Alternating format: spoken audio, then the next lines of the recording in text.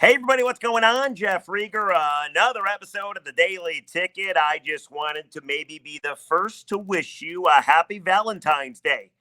It is the 14th of February, 2024. It's Valentine's Day, people. I hope people gave you the great candy hearts. I hope maybe you got some flowers. I hope you're enjoying your Valentine's Day. It's one of my favorite holidays. Can I tell you why? This might be pathetic, but you might actually agree with it as well. So, when I was a single man, I thought Valentine's Day on Earth. I did.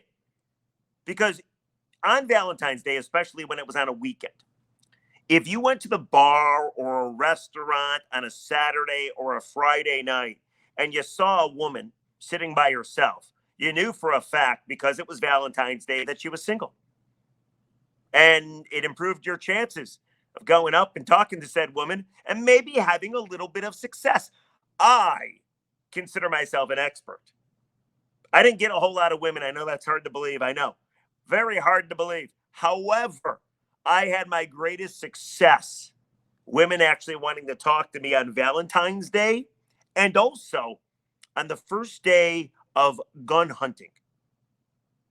All the guys are out hunting while their wives go to the bar and they really want to talk to other men, it seems like. Like, those are the two best days in Michigan to pick up ladies, it seems like. But on Valentine's Day, and I don't know if it works on a Wednesday as well as it works on a Friday night or a Saturday, but Valentine's Day was my day. A young Jeff Rieger, single, got all gussied up to go out to the bar. My success rate was always lousy.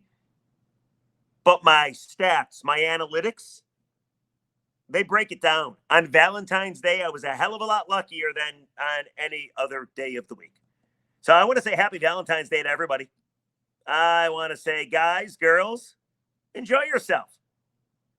And don't forget to stock up on all those delicious Brock conversation hearts tomorrow because they're going to be like 95% off. In fact, I was at Meijer yesterday. I was walking through the halls at Meijer, and I saw the conversation hearts. They were 15% off. And I did one of these. Rub my hands together. Only a matter of 48 hours before these things are on fucking clearance. Let's go. Oh, by the way, since yesterday's podcast, it has since been brought to my attention that my taste in holiday candy is absolutely awful. So what are you going to do? How's everybody doing today? I hope well. Thank you, by the way, for not watching another baseball podcast. I got to stop doing these Tiger podcasts because nobody watched the JD Martinez podcast on YouTube. They listened to it. And I don't think a whole lot of people watch the Matt Chapman podcast. See, I'm honest. When people watch, I'm very appreciative. But when people don't watch, I get very bummed out. I should take this time to beg you. Please subscribe, rate, review, comment. We're still looking for the commenter of the month. Whoever has the most comments read will be the commenter of the month. It comes with great prestige and special prizes. So we are keeping track. I will get you a leaderboard. How many people have had how many comments read? But in the meantime, let's do a little podcast, shall we? Because yesterday we talked about Matt Chapman. I said the Tigers should go out and get him. I don't expect that to happen anytime soon, if ever. But I do think that Tigers offense, as the Tigers report today to spring training, it's not good enough. It really isn't. But today, I wanted to bring something up because I think it's interesting. So I saw this tweet on Twitter, and it corresponded with Kyle Shanahan talking and trying to explain why in God's name he took the ball first in overtime of the Super Bowl on Sunday. Let me break it down for you very quickly. There's this individual on Twitter. His name is John Frisella. I hope I didn't butcher that name. Now, John Frisella, he works for something called Razzball, which is the experts you ask questions of. They use our tools, account run by Gray, home of Raz Slam and Raz Bowl and Raz Jam. I don't quite know what Razzball is. but they have like 26,000 followers. This John Frisella has about 13,000 followers.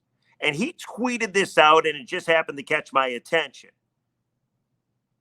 But one day ago, he tweeted out, if Dan Campbell was a smarter head coach, the Detroit Lions would be Super Bowl champions right now. He goes on to say they played the best in the playoffs. 49ers and Chiefs both stunk in the Super Bowl. Ravens were the best team in the regular season. Lions were the best team in the playoffs. Now, I think we all agree with this, by the way. I think we all agree that the Lions look pretty damn good in the postseason. I don't think there's any question about that.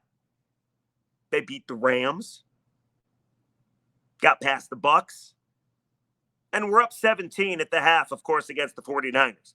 But is this what we're doing? Are we blaming the loss on Dan Campbell?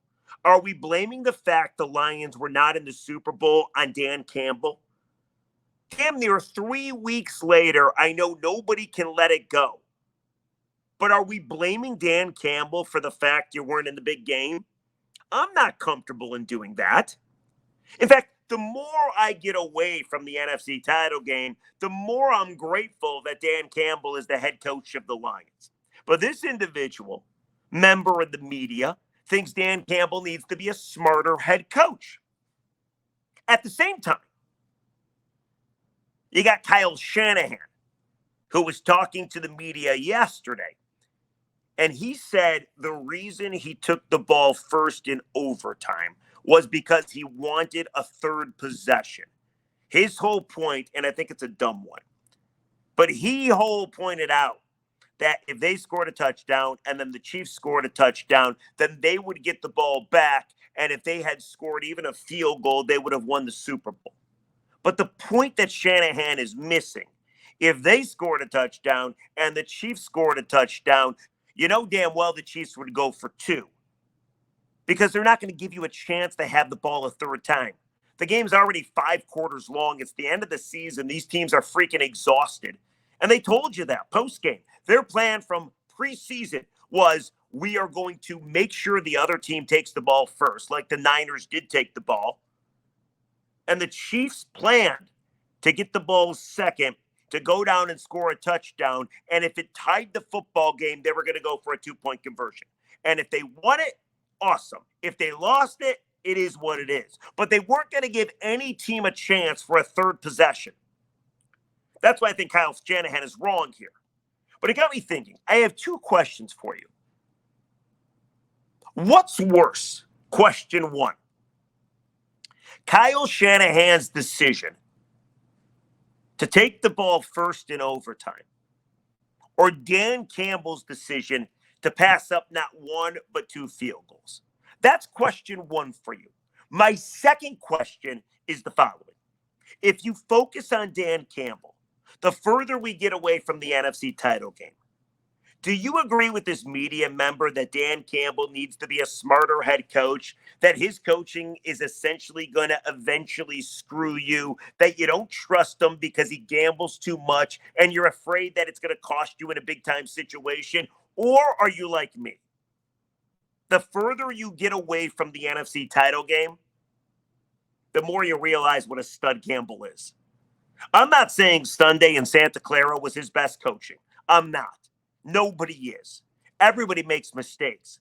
But think about what Dan Campbell has done. And I've heard people say Dan Campbell is going to be a guy that screws you. I heard people say Dan Campbell is going to be the death of you. I don't think any of that stuff is fair. Now, maybe I thought it was fair right after the game because I, like you, was emotional. I, like you, was a little raw, a little upset. But the further you get away, I think you got to realize what a stud that guy is. In 3 years, he got you in the NFC title game. You don't even have to go back to the video where he's begging his players to trust him. They did, and it worked out. They had a hell of a season. 29 straight games, not a single losing skid. In 3 years, had to fire his OC, Anthony Lynn, brought in Ben Johnson. It worked. Ben Johnson loves it so much in Detroit, he's sticking around. Fired Aubrey Pleasant. From that point on, the defensive backs coach, the defense got better. The team got better last year. They won 8 of 10 games. Stuck with Aaron Glenn. Aaron Glenn, the last 6 games, oh yeah, his defense gave up a whole lot of air yards, but they still won most of those games. Like, Dan Campbell has been a genius. Do I have to remind you of the former Lions coaches that failed at every turn? I can go down the list, whether it be Jim Schwartz or Marty Morningwig or Jim Caldwell or Rod Marinelli, Steve Mariucci. They all get lionized. They all trip over the obstacles in the organization. Then there's Dan Campbell, who came in one of the more embarrassing ways, according to some people, right, with the whole kneecap speech, and he's done nothing but flourish. Dan Campbell puts his players first. Dan Campbell has the guts to go for it. Dan Campbell, according to analytics, has saved his team more wins than anybody else in the NFL. I get people harping on the 4th down plays. I understand. But the Lions are fucking lucky to have Dan Campbell as their head coach. They really are. That's as simple as it is. So when I see a media member, and I don't even know if you want to call him a media member, but when I see a guy on Twitter that's got a whole lot of followers and he's verified saying Dan Campbell needs to be a smarter head coach, he had a bad day. I don't disagree with that. But he's the reason that you're 4th best odds to win the Super Bowl. He's the face of Detroit sports. He's a rock star. And we're lucky to have him. And yeah, I might not have felt all these things right after the game, but that's the beauty of time, right? That's the beauty of reflection. When you sit back and you reflect a little bit, you realize what you got, and you got something good. Where are you on the head coach of the Lions? Before we get into the offseason, before we get into the draft and free agency, where are you? You trust this guy with all your heart? Do you believe this guy's going to bring you to the promised land? Or do you believe he's eventually going to screw you? That's number one. And then the initial question,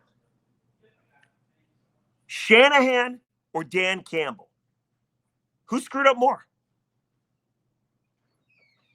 Was it Kyle Shanahan deciding to take the football in overtime, a new overtime, mind you, that nobody really knew about? Or was it Dan Campbell for not kicking 2 field goals? And I think the answer is Shanahan. I think the answer is Kyle Shanahan without a doubt. Now, forget the fact that Kyle Shanahan is responsible for the biggest blow in Super Bowl league as the OC of the Atlanta Falcons. Do we have to bring up 28-3? Shanahan was responsible for that. They didn't run the football. They passed the football. They choked it away. But he's also responsible for the biggest 4th quarter lead in a Super Bowl blowing. He's also responsible for the biggest 4th quarter lead in an NFC Championship game blowing. Like, maybe Kyle Shanahan turns into this fantastic coach that eventually gets the job done. Let's not forget they bashed Andy Reid, said he would never win anything, and now he's one of the best coaches in football. But I think what Kyle Shanahan did on Sunday was much worse than what Dan Campbell did in the NFC title game. Much worse. His players didn't know the rules. He didn't talk about overtime with his guys in the biggest game of the year. These guys are supposed to be so detail-oriented. And nobody knew anything. How do I know that? They admitted it post-game. Now, Kyle Shanahan claims the plan was always to take the football first. He claims he talked to it with everybody. I don't believe it.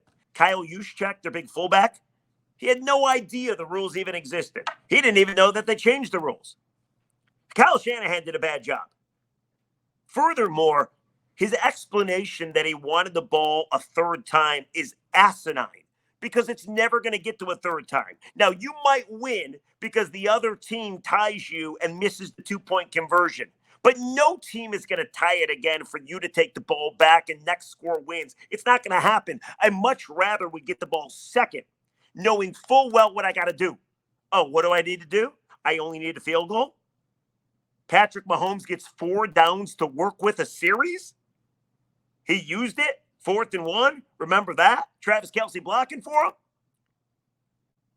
Like it was a boneheaded decision by Kyle Shanahan not to take the ball second.